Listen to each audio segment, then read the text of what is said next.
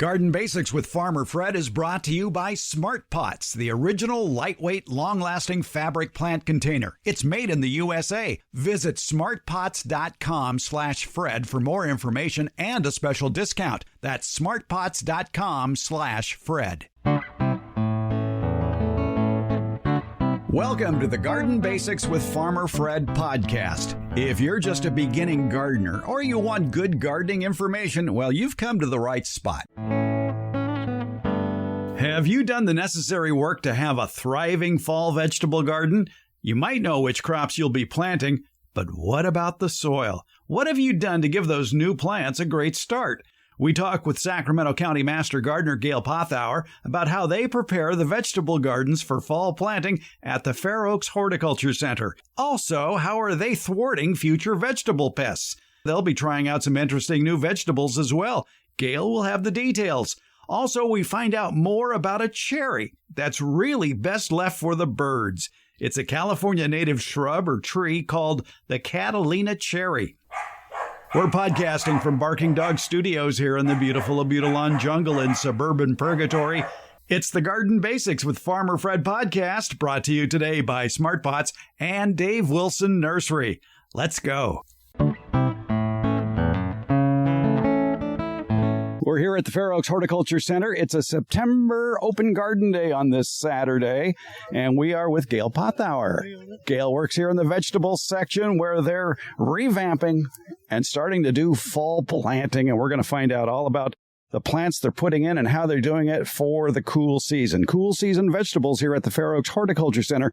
But you do have this one pepper, your warm weather sweet pepper, that looks like it's terribly diseased, but it's not. No, we do still have our sweet peppers in. They're producing really well now that the heat has sort of subsided. So we'll be taking those out shortly. But the one you're referring to is called candy cane chocolate cherry. It has this variegated foliage that I think is actually quite attractive. So it would be pretty in an edible landscape. I would think you could use it as a little shrub. It's green with this cream variegation on it. And the first couple of open gardens we had, everyone was saying, oh my gosh, what's wrong with that pepper? It's diseased. So I put up a sign that said, it looks like it might be diseased, but it's not. It has variegated foliage. And the pepper is kind of small. I want to say maybe 3 or 4 inches long, a little bit narrow. And the fruit starts out green with stripes and it ends up red with kind of brown stripes on it. It's thin-skinned, so it's not a thick sweet pepper. So the fruit is variegated as well. Right. Yeah, it is. And so I think it's very attractive. And I grew it at home last year and really liked it. It was prolific. And so we're growing it again this year out at the Hort Center. And as I say, it got a lot of attention because people thought it was having problems. So I also want to mention that because of the variegated foliage, it doesn't have as much chlorophyll in it. So the white parts of the variegation tend to maybe burn a little bit in our heat. So we do have shade over it to kind of keep it from burning. Yeah, the leaf variegation is interesting. It's like splotches of cream color with a medium green and some dark green.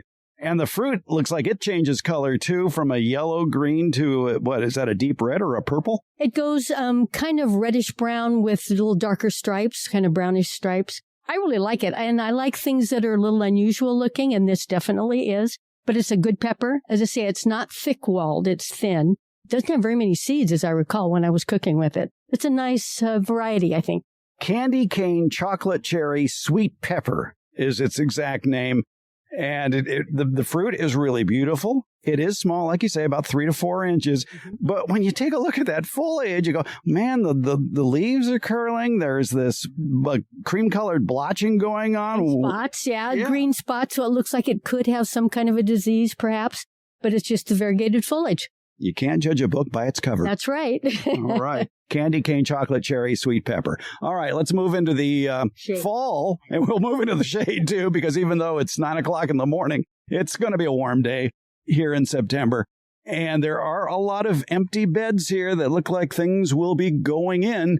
Right. We have taken out, I'd say probably half of our beds. 2 of our beds have confirmed nematodes in them, and we have fusarium in probably all of our beds. So we have 2 beds that we're doing a nematode remediation. So we do fallowing and soil solarization and planting resistant varieties. So this one bed here, we're solarizing this year. The other bed number 2, we have done solarizing. Cover crop is going to be this year. Some cover crop that is supposed to do a little bit of nematode fumigation. I know a lot of the mustards can do that. There's some research out on different mustards that are release chemicals that kind of fumigate the soil, but we're going to be putting these 2 beds that have confirmed nematodes with the cover crop that, maybe will help with reducing the population of nematodes. We'll see. I believe it was you that told me that nematodes are very plant specific. No, Fusarium is. Oh, never mind. Yeah. Yeah, Verticillium gets on a lot of things. Nematodes get on a lot of things. Fusarium, my understanding in my research is that it's host specific. So the Fusarium that gets on tomatoes, which as I say we probably have in most, if not all of our beds, only affects tomatoes. Basil has its own Fusarium and, different ones. So, so we're just kind of cautious on what we can grow out here now. Well, it's mid-September, and yet you still have the clear plastic on this bed, and everything I've ever read about soil solarization, they talk about doing it during the hottest time of the year, probably from late June through August. How long have you had this plastic on this bed? It's been on a couple months.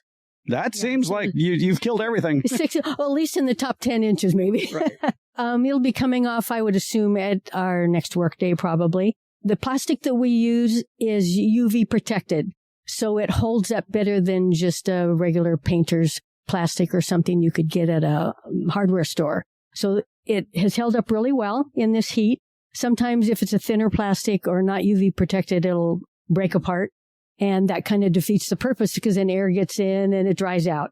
You want to keep it moist under the plastic. So we do have our drip irrigation that does come on periodically, but it'll come off soon because we're now approaching the cooler part of the year, we hope. On this bed that you've put the plastic on, you have sealed all the edges by tamping down the edges, the perimeter, and then putting dirt on top to keep the plastic in place. Correct.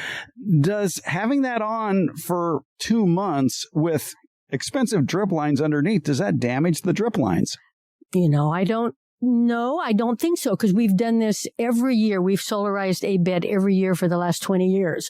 And it's the original drip line, I believe, in almost all the beds. So I wouldn't think it is harming it. At least there's no evidence of it. I mean, the point of the water, and we talk about this when we talk about soil solarization, that as you're preparing to solarize a bed, you water it very thoroughly, and that helps carry the heat even lower into the soil. Mm-hmm. How often are you turning on this drip line while the plastic is on, or while the plastic is covering the bed? I think it's on the same irrigation schedule as all of our raised beds.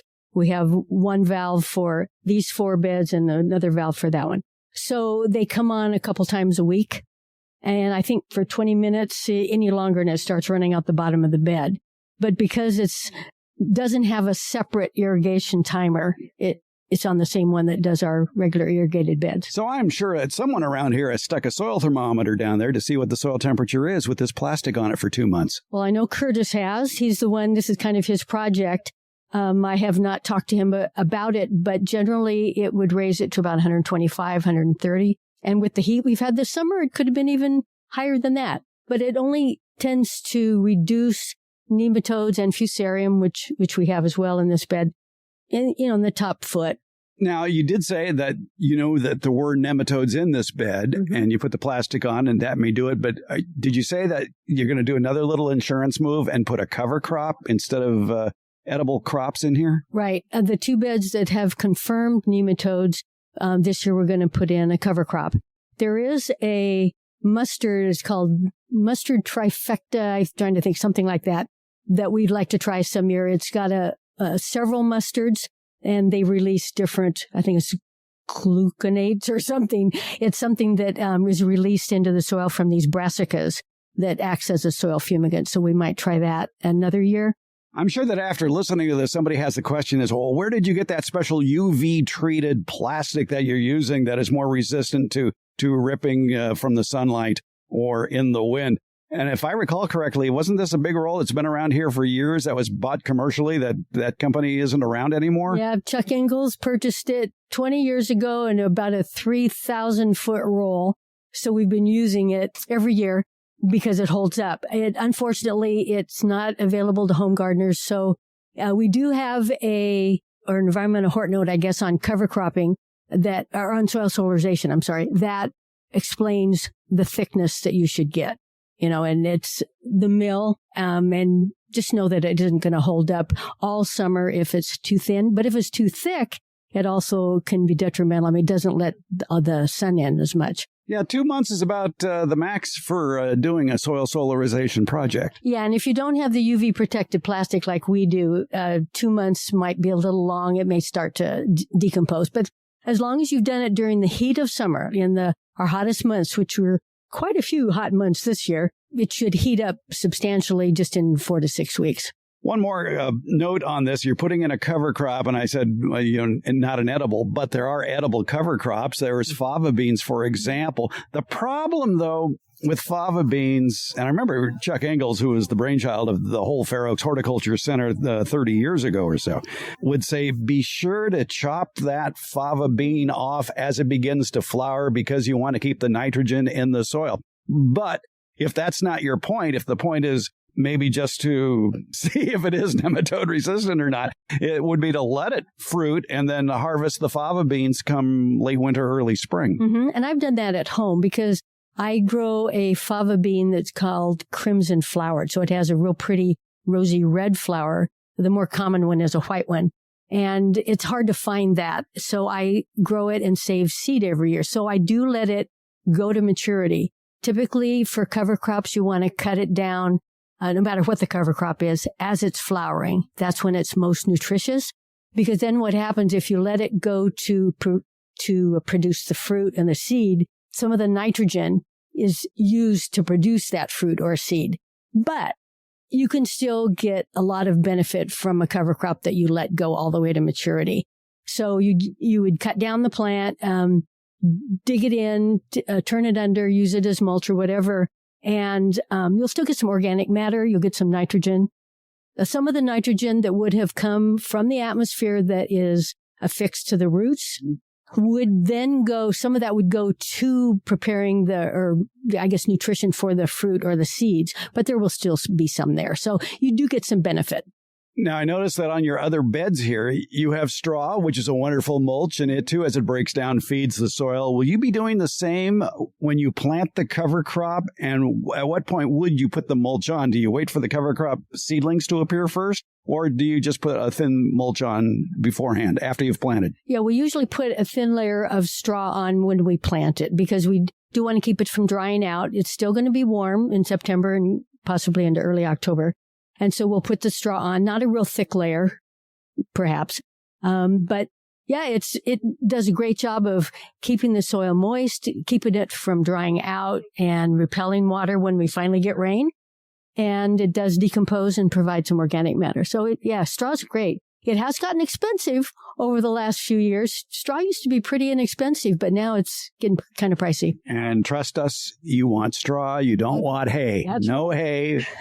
Hay is the same with straw bale gardening. We also do straw bale gardening out here. And if you use hay, you're going to have a chia pet. I mean, that thing is going to sprout all over. More nutritious because it's alfalfa or grass hay or whatever. But straw is what you want for straw bale gardening or for mulch. All right. So let's talk about cool season gardening, and actually preparing your soil for the fall garden is great because if you've had summer crops in there, well, that soil's kind of depleted. So in the beds that don't have nematodes, where you're not doing soil solarization, how are you preparing the bed after taking out whatever crop was there at the end of summer? We would prepare it just the same way you would in the spring when you're preparing your summer crop. And so we will add some organic fertilizer, some nitrogen. We use a pelleted chicken manure. I think it's 432, so it's not high in nitrogen. We'll put that down. If we need to add some compost, we will do that. Generally, we add that about every other year. We already have a lot of organic matter in the soil. And you prepare it just like you would, rake it, get the clods out. We take the irrigation off and get the bed prepared, put the irrigation back on. If we're growing things like carrots, root crops that need to have really friable soil, we'll be sure that we use a digging fork to kind of get down and break it up a little bit. We've got pretty sandy soil here, which is probably why we have nematodes. So we don't have that big of an issue. At home, I have a lot of clay, so it's hard for some things to penetrate that. Just like you'd prepare your spring garden, we do have summer cover crop growing right now, buckwheat. It'll come down probably next week. And we'll chop that down, turn it under, and wait a few weeks before we'll plant. You want to give it a chance to decompose a little bit. I think I'm looking at the buckwheat over there with the pinkish flowers, and it is just a pollinator restaurant. It just attracts so many different varieties of pollinators. Exactly. The common buckwheat that's used for a cover crop, it has white flowers. This is a red flower Japanese type, and because this is our Asian bed that we did this summer. And I think it's just more attractive. It's really a pretty flower, but it does have an off smell. To me, it smells like a cat pooped in your bed. Let's go over there and smell. It has that sounds interesting. Not a great smell, but the pollinators love it. All right. So they're just swarming all over it. Yeah, it's not a great aroma. All right. And you said it's a Japanese buckwheat. Do you know the variety? I got it from Baker Creek, and it's called Rose Red. And it's a Japanese buckwheat. Most buckwheat you're going to get as a cover crop has white flowers. Look at all the bees on there. That's great. They're everywhere. And what I did at home this year, after I harvested my potatoes, then I planted buckwheat, and I turned it under just last week. So it's good in the summer if you have a bare spot. Rather than just leave it empty, grow something like this in the summer. It does need warmth, so you have to grow it in summer. Yeah, this rose red buckwheat, besides having sort of a rosy flower on it, the stems are red too. They are. Not all of them, but most of them are. And this variety seems to have gotten very tall. Sometimes they only get a couple feet tall, but this variety's gotten quite tall. I'd say maybe 4 feet. Yeah, it likes it here, but it's going to come out. It's going to come out because it will go to seed, and then it will become a weed. But it's a good weed. We did have some buckwheat last year we planted, and we've had it coming up in our pathways this year, so we let it go to seed. Pinch this off? Yes, you may. But it has little seeds that look like little chocolate chips, you know. Oh. Yeah, it's regular buckwheat. Save the seeds? And I do. I save because the red variety is a little more difficult to find. I grow it and we'll let a patch of it go to seed and save it. Okay. I would think the easiest way to do that is as the flowers are dying back, clip off a stem of flower heads and put it in a paper bag. Yeah, you could. What I do is generally I'll section off my bed and say, okay, this front half, I'm going to let them go to seed, whereas I cut the rest of it down. And I just let it form the seed on the plant itself. And the plant starts to age. And then I cut it down. All right. Now for cat poop. Yeah, it's not a great smell.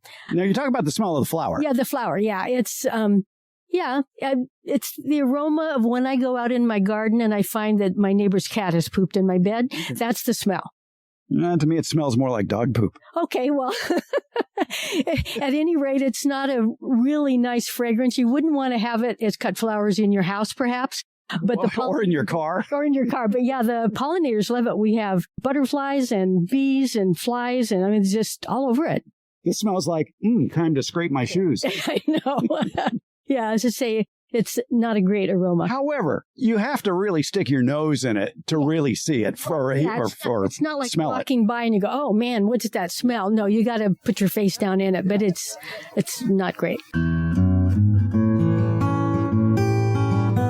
I'm pretty picky about who I allow to advertise on this podcast. My criteria, though, is pretty simple.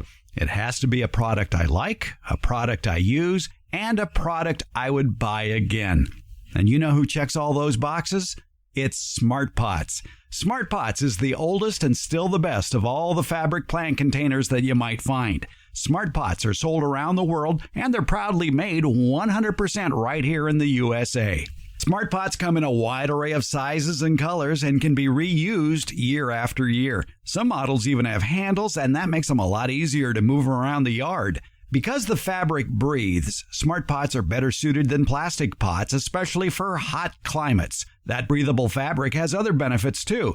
Water drainage issues? Not with Smart Pots. Roots that go round and round, choking the root ball like they do in plastic pots? Doesn't happen with Smart Pots. These benefits will help you get a bigger, better plant than what you've gotten in the past with the same size plastic or other hard container. Smart Pots are available at independent garden centers as well as select Ace and True Value hardware stores nationwide.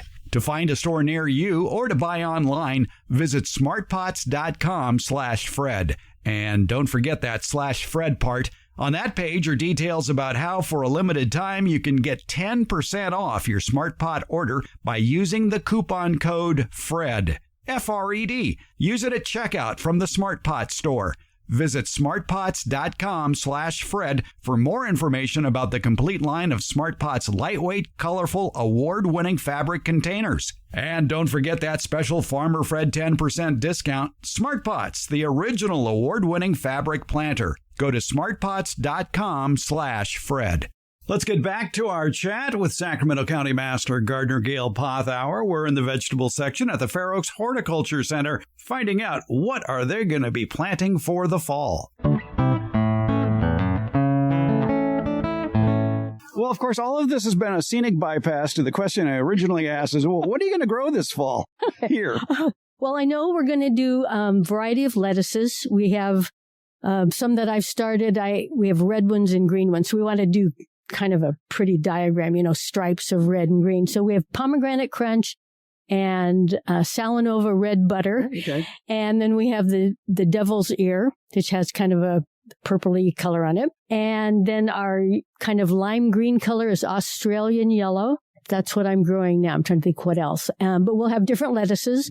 We're going to have Catalina cabbage. It's All America Selection. It's a great cabbage, small little head, does really well here.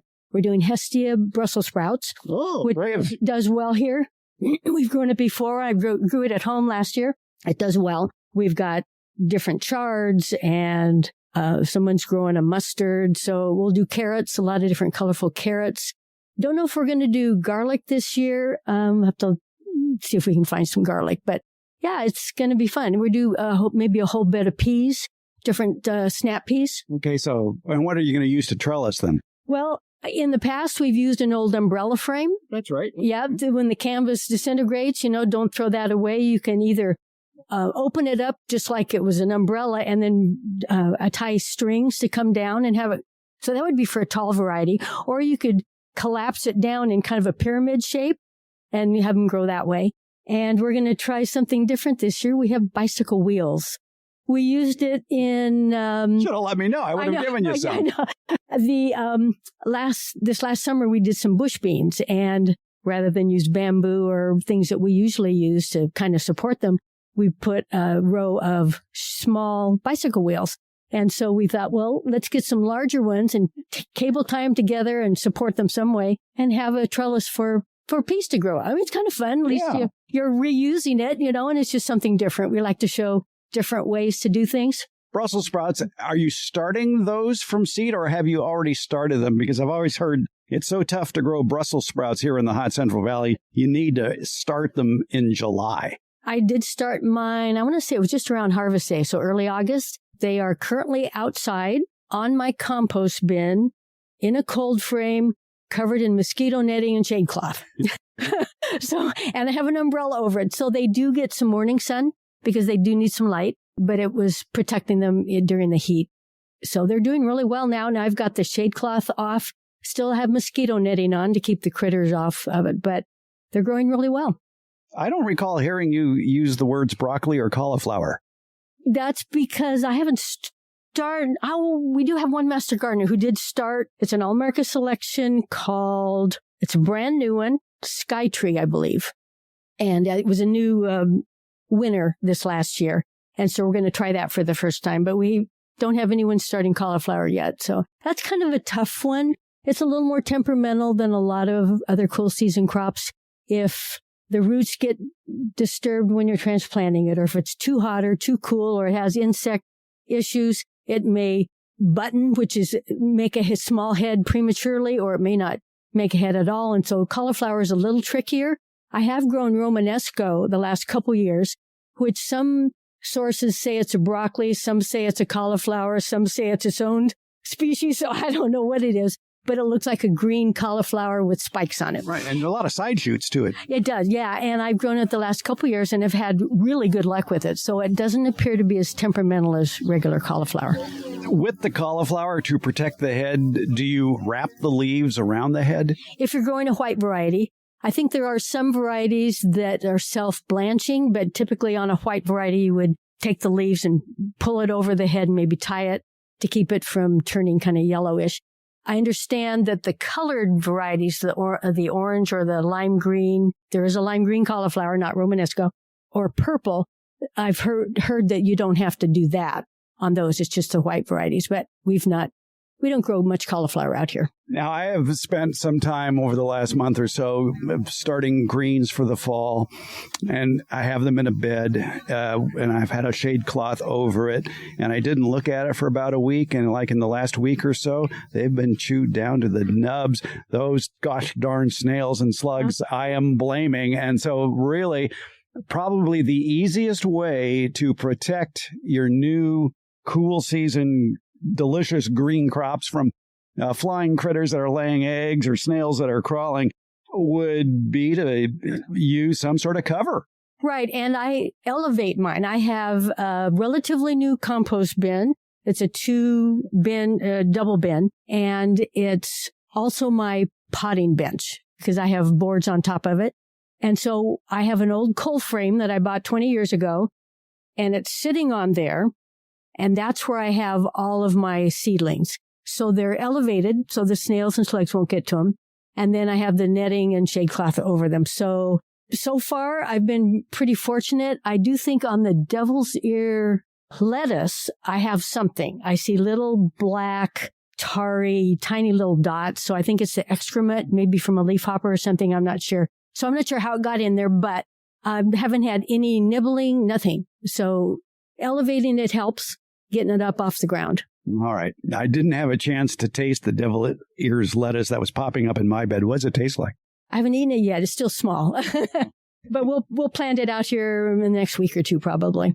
Okay. So, yeah, cover those newly planted crops no matter what you're planting because it's still warm. There's still a lot of pests flying about. And, of course, snails love this cooler fall weather too, so put out some snail bait and protect your crops. Yeah, and during that extreme heat we've had the last month or so, since my seedlings, the cool season seedlings, have been outside, if we had a scorcher, I would just move them in the house. So it is a bit of a project. You can't go on vacation or anything, so you take them in and out, but try to do that to protect them because the heat is going to really do a number on them, make sure that they stay watered, they don't dry out because seedlings are probably in a small little container, a little 6-pack or something, and they'll dry out faster. Right.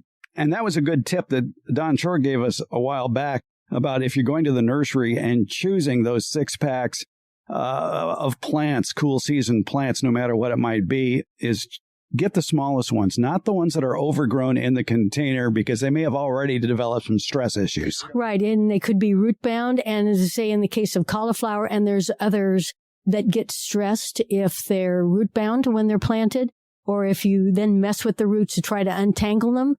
So that's one of the issues with cauliflower for sure. But yeah, I bought a 6-pack of the Salanova Red Gem when I was in Sonoma and a couple, 3 weeks ago. And as soon as I brought it home, because the plants, look fairly good size, I put them in 4-inch pots. Excellent. Yeah. So they're doing great. They'll go in the next couple of weeks. What sort of soil do you use for transplanting up? Well, I start out with a seed starting mix for the seeds for the seeds. And then when I transplant into a larger pot, I like to use a good quality organic potting mix, whether you call it potting soil, media, whatever. I think you get what you pay for in a lot of that. So I try to get a good quality. All right. Cool season. It's as much work as preparing for the warm season when it comes to your garden. Well, it is, but it's less maintenance during the winter because hopefully we'll get rain so you don't have to have irrigation on. If you have a good layer of straw or chopped leaves or something as a mulch, you won't have a lot of weeds. It doesn't dry out, so you don't have a lot of the pest issues. I know nematodes, we're looking forward to this because nematodes aren't active below 65 degrees. So maybe we'll have some success in our 2 nematode infested beds once we start planting them. Probably maybe next year we'll plant. Yeah, I think it's less maintenance. You're not out there every day tending and pruning and yeah. Cool season gardening. There's lots of vegetables you can be putting in the ground this time of year in USDA's zones 9, 8, 7, 6 if you feel lucky. But if you have a cold frame, you can get down there into 6 and 5. If you have a greenhouse, you can do it in any zone. That's right. I do have a greenhouse. I've had it for 20 years. It's not heated. So I do a lot of overwintering in there, where they get some protection. If we're going to have a freeze, I have a little portable heater that I use, but it's also not air conditioned in the summer, so I could dehydrate in there. I mean, I can dehydrate herbs and things because it gets to be 135 degrees in there.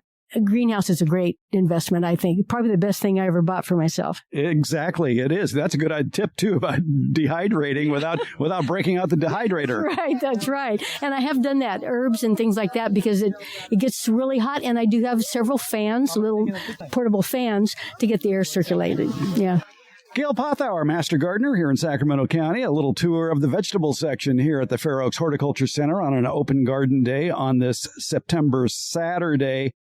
And it's an amazing amount of work. Of course, they've got a lot of gardeners helping out here. They do. And it's just a gorgeous place. And put it on your list of places to visit, especially when they do the open gardens once a month. And, of course, Harvest Day, which is usually the first Saturday in August. And we do have one more open garden in October. And we anticipate that our vegetable garden will be fully planted. At least we hope so by then. All right, Gail, thank you so much. Welcome, Fred. Fall is in the air, the perfect season for planting and planning. And if you're planning to buy and grow some fruit trees this fall and winter, you need to check out the home garden page at davewilson.com. That's Dave Wilson Nursery, the nation's largest grower of fruit trees for the backyard garden. At davewilson.com, you're going to find planting tips, taste test results, fruit variety recommendations, and links to nurseries in your area that carries Dave Wilson fruit trees. Just go to davewilson.com, click on the Home Garden tab at the top of the page. There, you're going to be just a click away from their informative YouTube video series. Especially popular in that video lineup is Dave Wilson Nursery's Tom Spellman explaining backyard fruit tree basics. Viewers have raved about that episode, calling it absolutely the best single video for growing backyard fruit trees. Check it out before you plant. The Backyard Fruit Tree Basics video, it's on YouTube. Find a link to it after going to the Home Garden tab at davewilson.com. Click on the Getting Started link, and you're on your way to your best fruit garden ever. Your harvest to better health begins at davewilson.com.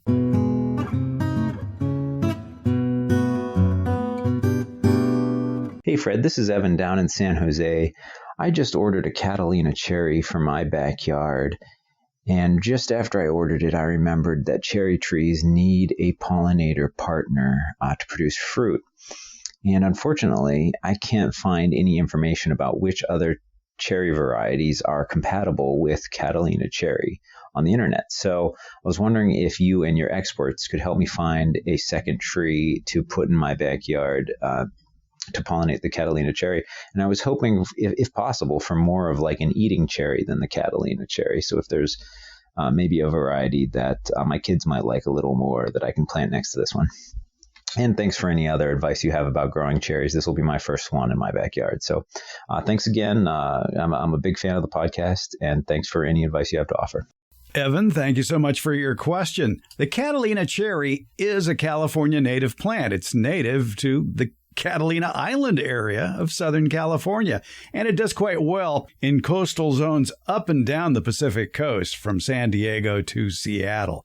Some specimens on the coastal Southern California mainland tend to grow on slopes, and that might be a tip for where you plant it, Evan. In San Jose, which is south of San Francisco and has that marine influence, the tree should do well. Or a shrub, because it only gets maybe 15 to 20 feet tall in gardens. If it grows well on slopes, that would indicate it needs good drainage. And cherry trees are notorious for needing good drainage. And it is a true cherry, even though the cherries themselves are not edible. Calscape calscape.org, which is a service of the California Native Plant Society, basically comes right out and says that the fruit on the tree is best left for the birds. But all cherry trees do need that good drainage, so planted on a high spot or, again, on a slope, and it should do quite well.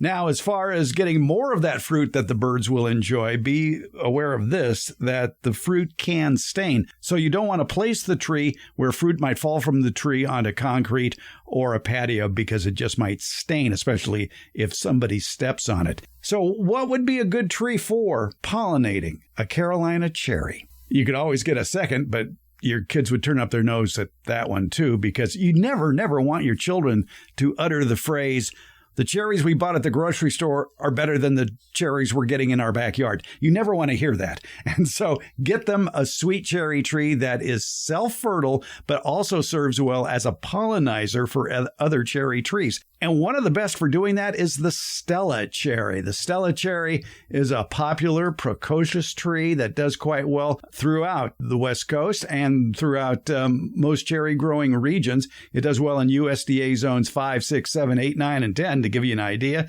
It's good for canning, preserves, cooking, fresh eating. It's a mid-season cherry, and it takes about 2 to 5 years for it to bear fruit. The mature size of the tree isn't that large, 12 to 16 feet. And the watering requirements, it does need water, 12 to 15 gallons per week, May through September. Now, the problem with having a fruiting cherry tree where you're harvesting for the fruit versus a Catalina cherry where you're using it more as a screening plant because it's an evergreen plant is the fact that the Catalina cherry is drought tolerant. It doesn't like a lot of summer water once it's established. Now, you will need to water it regularly to get it off to the initial growth through its first year.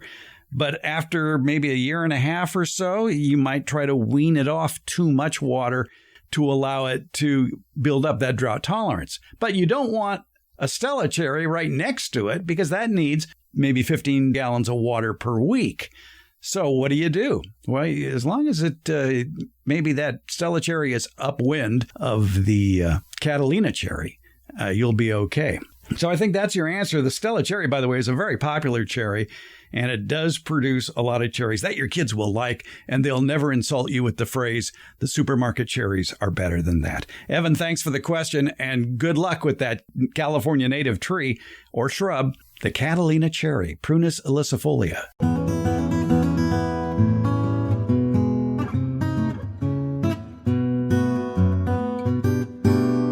If you are intrigued about our chat about the Catalina cherry, we have more information about it in the current Beyond the Garden Basics newsletter, including more about its history and how it was used by the Native American Indians in California for a wide variety of drinks, foods, and medicines, including how they avoided the effects of its poisonous pit. It's in the current Beyond the Garden Basics newsletter. You'll find a link to it in today's show notes at gardenbasics.net or at farmerfred.com, or you can go directly to this free newsletter at gardenbasics.substack.com. It's the Beyond the Garden Basics newsletter. Coming up on Saturday, September 28th, I'm going to be riding my bike.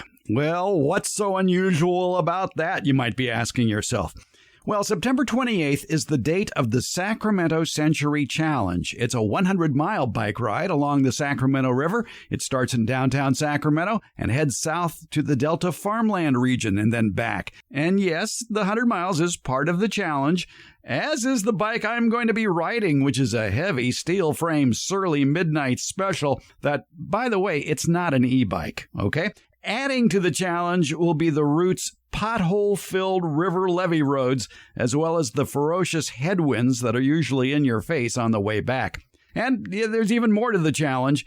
I'll be helping out the Sacramento Rotary Club raise money for the Sacramento Children's Home Crisis Nursery. The Sacramento Children's Home Crisis Nursery is the only program of its kind in Sacramento County and directly prevents child abuse and neglect by supporting families with small children at times of crisis.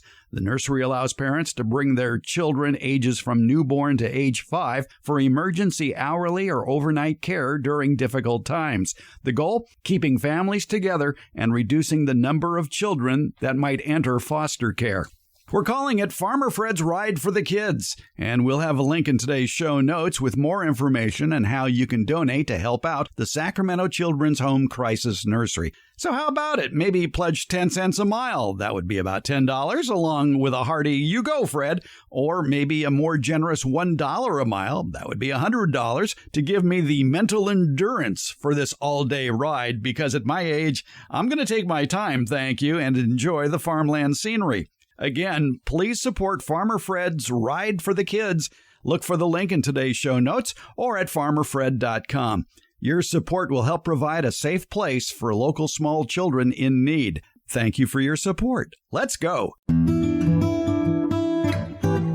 Garden Basics with Farmer Fred comes out every Friday. It's brought to you by Smart Pots and Dave Wilson Nursery. Garden Basics, it's available wherever podcasts are handed out. For more information about the podcast, as well as an accurate transcript, visit our website, gardenbasics.net. And there you can find out about our newsletter, Beyond the Garden Basics. And thank you so much for listening and your support.